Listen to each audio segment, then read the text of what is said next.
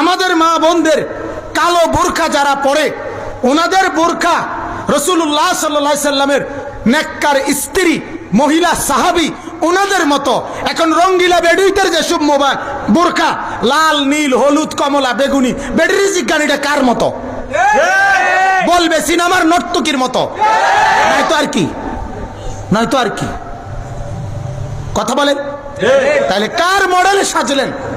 কার মডেলে সাজলেন? চা দোকানে বসে বসে বিড়ি খান, এটা কার মডেল? কার মডেল ধরলেন মুরব্বীরা? কথা বলেন মিয়া। প্রত্যেক কথার মধ্যে গালি ছাড়া কথা বলেন না, এটা কার মডেল? ছেলের বিয়েতে মেয়ের বিয়েতে নাফরমানির উৎসব করেন, এটা কার মডেল? গায়ে হলুদ কোন নবীর সুন্নত? কথা বলেন। পুরা অনুষ্ঠান ভিডিও করা কার কোন নবীর সুন্নত? সমস্ত বেড়া বেড়ি একত্রে এক প্যান্ডেলের মধ্যে ভাত খাওয়া, এটা কোন নবীর সুন্নত? কথা বলেন। বলেন মিয়া, ইনসাফ কোথায় আমাদের? কোথায় আমরা হারায় গেলাম?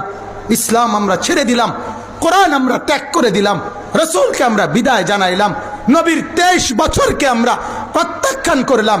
ও নবী মুহাম্মদ, লাগবে না তোমার 23 বছর, তোমার তায়েফের রক্তের কোনো মূল্য আমার কাছে নাই, তোমার দান দান শহীদের কোনো মূল্য আমার কাছে নাই, তোমার 14 দিনের পেটে পাথর বাঁধা ক্ষুধার কষ্টের কোনো মূল্য আমার কাছে নাই। আমার কাছে বেঈমানের মডেল, টেলিভিশনের নর্তকীর মডেল, ওদেরটাই সুন্দর। এই না জীবন তোমাদের? বলেন নাই তো? নবী প্রিয় হলো কিভাবে আমাদের কাছে? কিভাবে প্রিয় হলো? ইনসাফ কোথায়? বিবেক কোথায়? ইনসাফ কোথায়?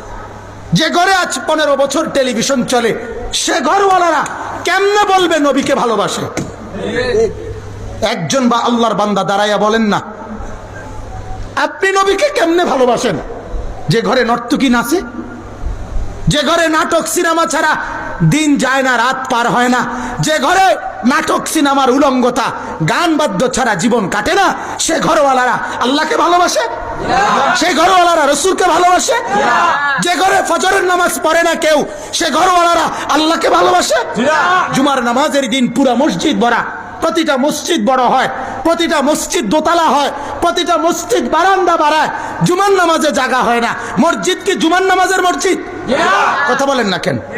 এই জন্য গোটা পৃথিবীর কাফেররা বলে, ইহুদিদের ধর্মীয় কিতাবে লেখা আছে, ইহুদিদের পাদ্রী যারা, ইহুদিদের গির্জার যারা ধর্মের গুরু, আমরা নিজে আরবি কিতাবে পড়ছি, ইহুদিদের ধর্মীয় গুরুরা বলে তাদের গির্জার পাদ্রীদের কথা, তাদের ধর্মের একটা বাণী হলো, মুসলমান যেদিন জুমা এবং ফজর, মুসলমানের মুসল্লি যেদিন বরাবর হবে, ওরা বলে শোনো, সেদিন আর মুসলমানদেরকে কেউ ঠেকাইতে পারবে না।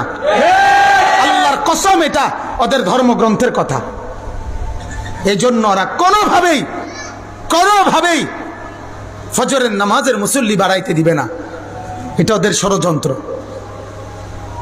কোনোভাবে। এই জন্য সমস্ত গান, সমস্ত মদ, সমস্ত জুয়া, সমস্ত নেশা, সমস্ত অশ্লীলতা, সমস্ত গুনার অফার সুযোগ সব রাত যত বাড়ে তত বেশি আয়োজন হয়।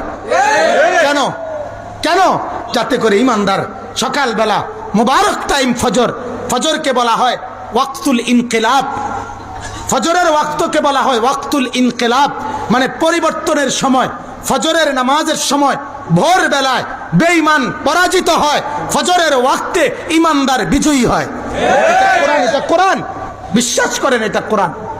ওয়াকুল জা আল হাক্কু ওয়া যাহাকাল বাতিল, এই আয়াত আল্লাহ তাআলা বলছে হক বিজয়ী হয়েছে, বাতিল পরাজয় হয়েছে। এই কথাটা বলার আগে ফজরের নামাজ এবং তাহাজ্জুদের নামাজ, এই দুই নামাজের কথা বলে এরপরে আল্লাহ এই আয়াত বলছে। এজন্য তাফসিরে লিখছে হকের বিজয় বাতিলের পরাজয়ের জন্য ফজরের ইহতিমাম জরুরি। হ্যাঁ, নবী বুখারী মুসলিমের হাদিসে বলছে ফজরের নামাজ পড়তে যার কষ্ট হয় সে মুনাফিক, মুনাফিক, মুনাফিক।